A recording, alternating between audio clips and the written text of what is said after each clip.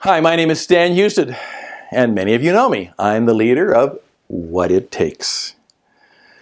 This is the time of year in which there's a lot of changes going on, particularly in my part of the world. I live in the United States and North America, and this is the kind of the weekend which brings the summer season to an end. It's called Labor Day, and it's a national holiday in which we honor those people who, of course, make things happen because they work, they labor. Many organizations obviously then do something to help with the appreciation of those people who work for them. And the concept is fairly universal. Oftentimes May 1st is kind of a Labor Day, but it's an acknowledged custom that something should be done to acknowledge those people who really make civilization go forward because they make contributions. And that's happening right now. The Labor Day weekend break holiday. It also means that many people are now going back to school. And that's great, all the way from colleges to universities to the basic schools to the elementary schools. Thousands of millions of people are going back to work. And many people like you are saying, okay, now I'm going to get serious. I'm going to take some online classes and courses. I may not be going for a specific diploma or degree, but it's time to start learning. It's time to get serious. This is a good time to begin. It's almost like a new year. And in fact, many of my Jewish friends really have it right, in which this part of the year, the fall or season, the September, October months, where Rosh Hashanah, New Year's, and the Yom Kippur, the Day of Atonement, those are kind of new beginnings kind of things.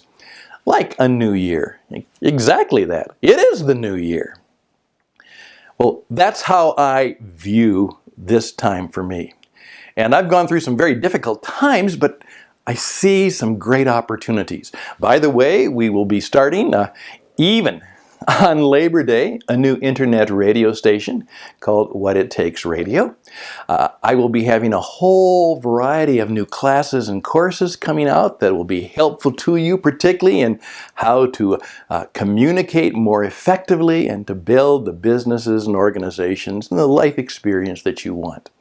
And you'll be hearing about them, and I hope that many of you will participate in them. However, what I'd like to do today is just do a little bit of a challenge by saying, as I did with this title, fire the CEO and hire a Jesus guy.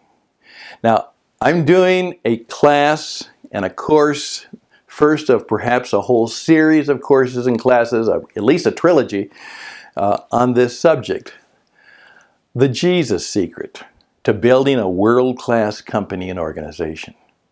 Now, whether you are a skeptic, a seeker, or a strong believer, it makes no difference.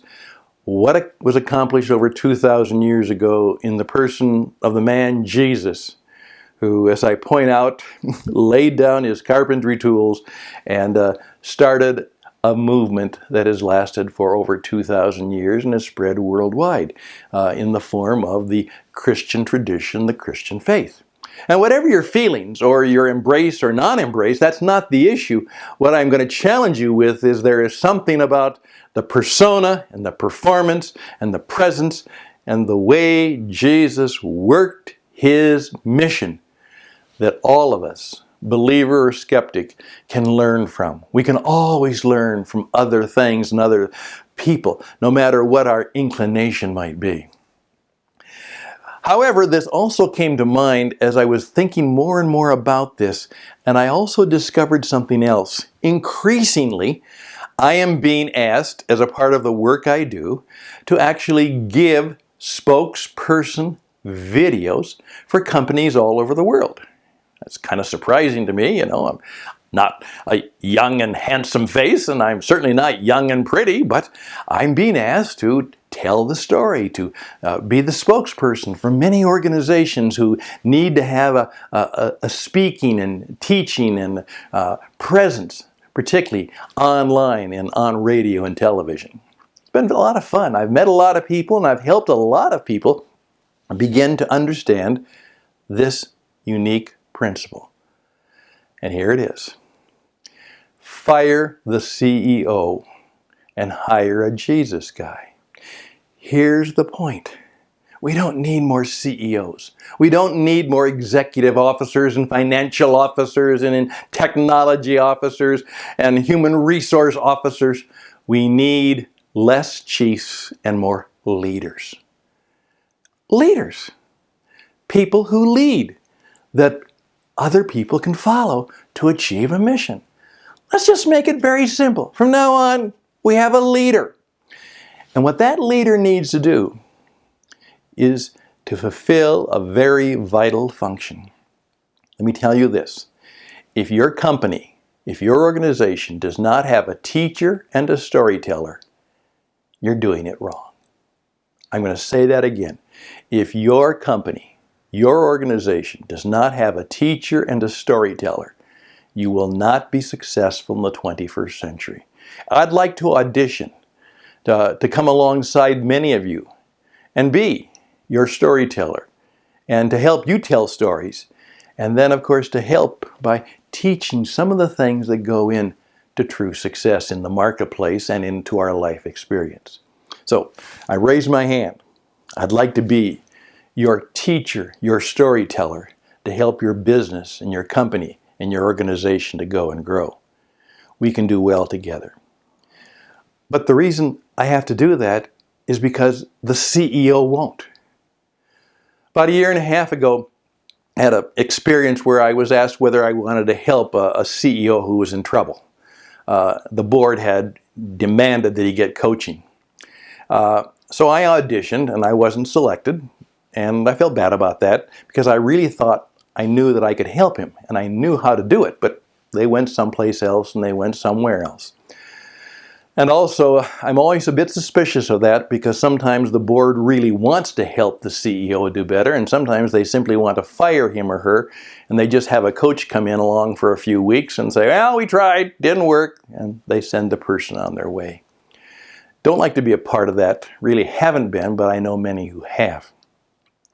But here's the deal. Jesus got it right. You take people and you teach them and you tell stories, and oftentimes your teaching is in storytelling, and you tell stories to your clients and your customers and your prospects, to your colleagues, and then slowly and quietly the word spreads and the word is matched by the walk. Jesus walked among them and he did good work. There's a guy called Garrison Keillor who's been a longtime radio star, very famous for Prairie Home Companion, a radio show of many years. And one of his admonitions is, do good work. And Jesus did good work. He did good work. But he told stories. And he taught. And today, we need to fire the CEOs. And we need to get more people who lead the company. And by the way, you see, a leader is not just a person with a position, with power. A leader has followers. Most of our business CEOs don't have any followers. They've just got people who work for them because they're paid. You need to have people who will follow you, because that's what makes you a leader, and you lead by inspiring people and helping people through storytelling, through doing good work, and, of course, in effect, teaching them what they should be and what they should do. There we go. That's my admonition on this Labor Day weekend in the United States of America, and I spread it to the world, simply saying, it's time for you to seek the power that the guy knew, that if you want to lead people, you tell good stories, and you are teaching others and doing good work. Now you know a little bit more about what it takes, and we'll be back to hopefully help you and help me and help us together discover more and more about what it takes. May it go well for you. All the best and blessings. Till next time, bye for now.